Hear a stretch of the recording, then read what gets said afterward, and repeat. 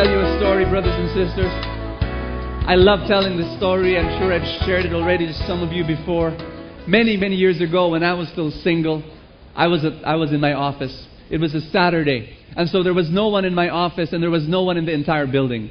And then the door knocks. Someone was knocking on the door. I opened the door, and lo and behold, there was this woman, a young woman, and she was beautiful, and she was crying her tears out. And she was crying and crying, and when I opened the door, she rushed towards me and gave me a big hug. And she started crying some more, and I asked her to sit down. When she sat down, she began to tell me about her boyfriend. She was saying, my terrible boyfriend. And she started telling about all the terrible things her terrible boyfriend was doing to her. And then, without any warning whatsoever, she went and knelt down in front of me. And she put her head on my chest and crying. And she said, "Brother Bo, you're really the boyfriend that I want. You are the man that I want to live with for the rest of my life." And as she was saying that, I was looking at her, I was looking at her face, she was pretty, she was mestiza, and I told myself in Tagalog, pagkakataon ko na to. This is my chance. But there was something that came to my mind. You see, there was no one in my office, and there was no one in the building. And she was basically literally throwing herself at my feet, And I could, she was putty in my hands. She was clay in my hands. I could do whatever I wanted to do with her. And she wouldn't complain. She was in a total mess, giving herself to me. But there was something that came to my mind. I wish I could tell you that the thought that came to my mind was, I'm a Christian. I will be holy. But no. You know what came to my mind? Ask me what? What came to my mind was, my gosh, I've got to talk in 3 hours. I'm supposed to give a talk in 3 hours. I can't face that group of people and give a talk, when I did something naughty 3 hours ago.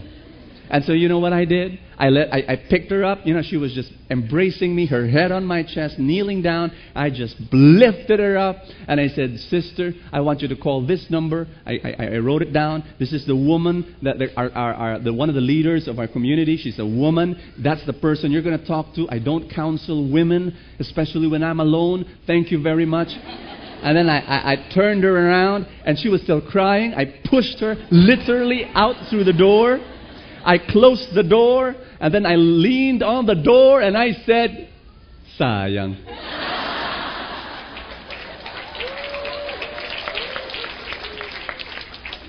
Now this is supposed to be an English talk, and I have no idea how. Sayang is such a rich Filipino word, but what a waste, or something like that. But it doesn't really capture it. But anyway, and you know why I share that story with you? I'll tell you why. Because life, I've realized. I'm 41 years old, and I've realized now, you want to be happy? You want to be successful?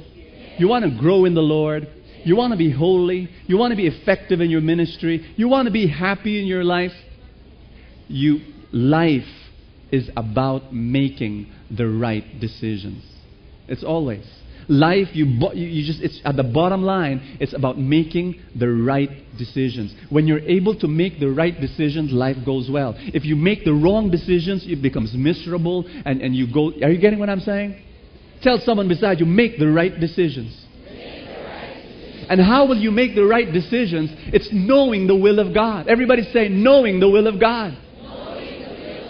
During that experience of mine many years ago, it was pretty obvious what the will of God is. The will of God for me was, this is not a good situation for me. I better put her away and ask someone to be the one to. I can't help that woman. No, I wanted someone else to do it, particularly a woman. It was so obvious, but sometimes it's not obvious. But you know what? Because it's not obvious what the will of God is, we tend to complicate stuff. Everybody say complicate.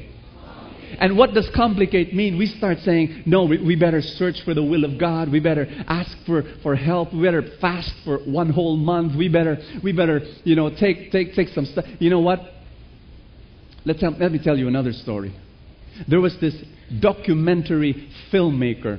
The guy that works for National Geographic and Discovery Channel. You watch those things? There was this documentary filmmaker, a famous one, who documented, put on video all the ethnic, tribal, cultural, primitive dances of different. He went to Amazon in Brazil. He went to Africa, all over Africa, just taking a video of all the dances. He went all over Asia. He even went to the Arctic for 5 whole long years. That's what he did. It was the masterpiece of his work, of his career. And he ended up, after 5 years, he ended up in Africa, in Australia. And in Australia, he was resting. He was saying, that's it. I've had enough. I've captured all the tribal, ethnic dances of the world. In 5 years, the end is here. Thank God. My masterpiece is over. He was eating in a restaurant in Australia. One of the Aborigines was there, and he was telling this Aborigine what he was doing for the past 5 years and where he was going and where he went. And then this Aborigine said, Have you been able to capture on tape? Have you seen the put dance? And he was shocked. No, I haven't seen the put dance. And the Aborigine said, then your collection isn't complete. You should capture the put dance. What's the put dance? And the Aborigine said, somewhere in the north, you go 260 kilometers, drive to Darwin, and then from Darwin you hit a dirt road, and it's another 160 kilometers, and then you hit a dead end. From there you have to park, and you have to walk because you can't bring your car anymore. You have to walk for 2 days. 2 days through the plains, and then after that you hit another dead end, you turn left, another 2 days of traveling, and then you'll hit a tribe. And then in that tribe, they dance the put dance. And so the filmmaker said, my gosh, I will not allow that this one dance will not be captured by me. So he called his crew and his TV crew and his cameras, and they drove true enough, 260 kilometers to the north, up to Darwin. And then they took a dirt road, 160 kilometers, terrible roads, unbelievable roads, snail pace going through. After that, they hit a dead end. They started walking for 2 days. And then they hit another dead end, another 2 days of walking. And then finally, they hit the tribe. And the chieftain was there. And the chieftain said, why are you here? And so the man, the filmmaker said, sir, I've come here all the way because I want to capture on tape your put dance. And the chieftain said, oh, you missed it. What do you mean you missed it? Last night we had the put dance. We perform it only once a year. And the guy says, no. I just came all the way, traveled all the way. My gosh, can we have a little sample? Just perform a little sample. We'll just capture and tape and we go. And the chieftain said, sir, this is sacred for us. The put dance is sacred. It's for God. And you know what, sir? No, we can't. You've got to come back next year. And so the guy says, oh no. And so he tells the gang, let's go. And so they went back to the States. And for 1 year, he waited and waited and waited. He was so excited. And then when 1 week earlier, he didn't want to miss it. He flew to Australia.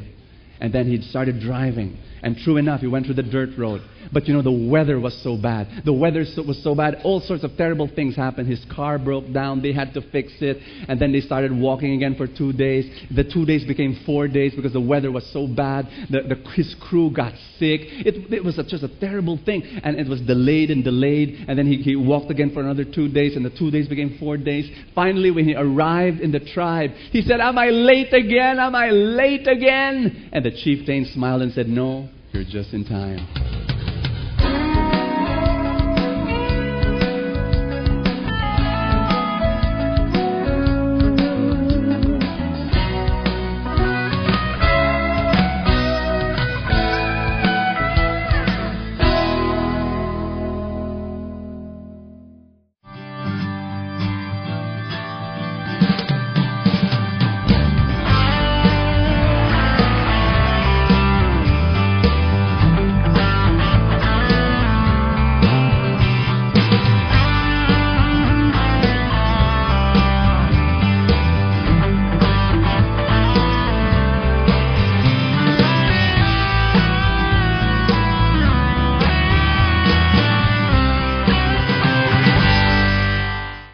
Thank you so much for your monthly tithes and love offering to Kerygma family, without which this broadcast won't be possible.